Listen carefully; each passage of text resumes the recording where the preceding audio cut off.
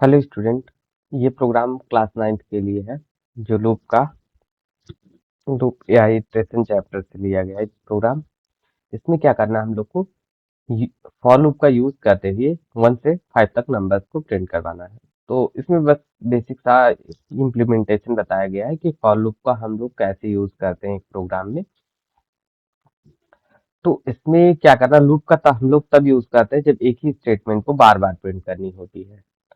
तो इसमें क्या करेंगे, अब जैसे सब कुछ मेन वगैरह बनाएंगे, क्लास बनाएंगे, मेन मेथड बनाएंगे, सब कुछ बनाएंगे। बस फॉर लूप का हम कोड बता दे रहे हैं कैसे करेंगे इसके लिए। चलो लिख ही देते हैं। पहले क्लास बनाएंगे,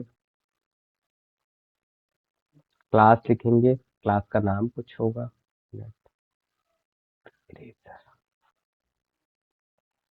यहाँ पेन थोड़ा सा शॉर्ट।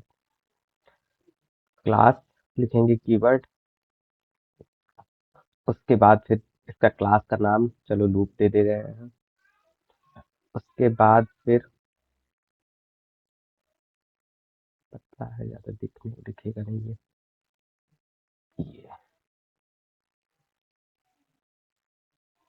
इसको रेज करके फिर से लिखते हैं।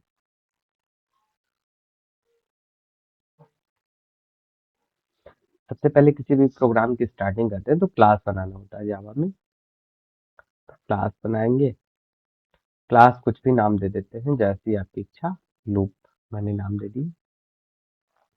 इसके अंदर कम से कम हम लोग को एक मेथड बनाना होता है जिसका कुछ भी नाम रख सकते हैं, बट नॉर्मली आप लोग वाइड मेन से स्टार्ट। वाइड रिटर्न टाइप होता है, अभी आपको इसके बारे में ज़्यादा नहीं सोचना है। अभी आप थोड़ा सा सीनियर क्लास में मतलब 9th 10th में जाओगे, ये सारी चीज़ें क्लियर हो जाएंगी। आपको इतना एटलीस्ट लिखना ही है, इतना स्टार्ट करना वाइड मेन ऐसे लिख के। अब यहाँ पे आपको कोड लिखना है। आपको करना ये है कि जो टास्क लिखना होगा आप मेन में लिखना है, स्टार्ट करना है। अब इसमें करना ये है कि आपको प्रिंट करना है 1 से 5 तक के नंबर के लिए को। तो अब एक तरीका ऐसे है, वो एक बार 1 प्रिंट करें, फिर 2, फिर 3, फिर 4, फिर 5 ऐसे कर सकते हैं। तो हमको लिखना पड़ेगा system dot out dot print L N one, system dot out dot print L N two, ऐसे करके लिखना होगा। ऐसा नहीं लिख के हम लोग यूज कर लें फॉर लूप का, तो ज्यादा बेटर होगा यहाँ पे, क्योंकि एक ही चीज को बार बार प्रिंट कर रहे हैं, मतलब प्रिंट करने वाला काम सेम ही कर रहे हैं। तो यहाँ पे हम लोग यूज कर लेंगे फॉर। अब यहाँ पे फॉर लूप लिखेंगे। अब इसमें तीन चीजें देनी होती है एक्सप्रेशन। एक होता है इनिशियलाइजेशन एक्सप्रेशन, एक होता है टेस्ट एक्सप्रेशन, एक होता है अपडेट एक्सप्रेशन। तो यहाँ पे इनिशियलाइज करना होता है किसी वैल्यू पे, उसी वैल्यू पे ये लूप रन करता है, फिर उसी को अपडेट करेंगे। तो यहाँ पे हम लोग एक वेरिएबल डिक्लेयर करते हैं इंट आई। आप कोई भी वेरिएबल ले सकते हो। यहाँ पे हमने एक आई नाम का वेरिएबल डिक्लेयर किया जिसकी वैल्यू हम स्टार्ट कर रहे हैं 1, क्योंकि हम लोग को 1 से 5 तक नंबर प्रिंट करना, हम आई की वैल्यू प्रिंट कर देंगे हर बार चेंज करके। ये हो गया इनिशियलाइजेशन। उसके बाद क्या करेंगे, हम लोग लिखेंगे टेक्स्ट एक्सप्रेशन। तो टेक्स्ट एक्सप्रेशन में क्या करेंगे, हम लोग कुछ ऐसी चीजें लिखेंगे जिससे ये 5 तक के ही नंबर को चेक करे, 6 के नंबर जैसे आए तैसे ये फॉल्स हो जाए। तो हमको लिखना होगा I is less than or equal to 5। अभी 5 तक के नंबर्स के लिए कंडीशन ट्रू होगी, जैसे ही आई की वैल्यू 6 होगी वैसे ही कंडीशन फॉल्स हो जाएगी। और आई प्लस प्लस, अब यहाँ पे मैंने ऐसी चीजें लिख दी, मतलब ऐसे आई प्लस प्लस मतलब यहाँ पे अपडेट वाले एक्सप्रेशन पे मैं लिखा, मतलब आई की वैल्यू 1 से इंक्रीमेंट हो जाए, एक बढ़ जाए आई की वैल्यू एक बार में, जब भी लूप रन हो एक बार में। फिर इसके अंदर क्या कर रहे हैं, हम लिख सकते हैं ऐसे सिस्टम डॉट आउट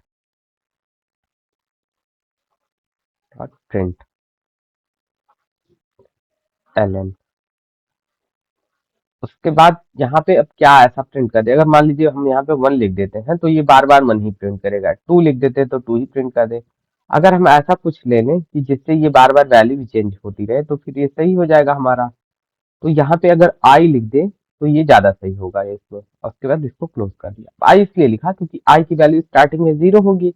फिर एक बार जब ये आई की वैल्यू प्रिंट हो जाएगी, फिर यहाँ से बॉडी अपडेट वाले एक्सप्रेशन पे, बॉडी से कंट्रोल अपडेट वाले एक्सप्रेशन पे जाएगा। तो आई की वैल्यू इंक्रीमेंट होके हो जाएगी 2।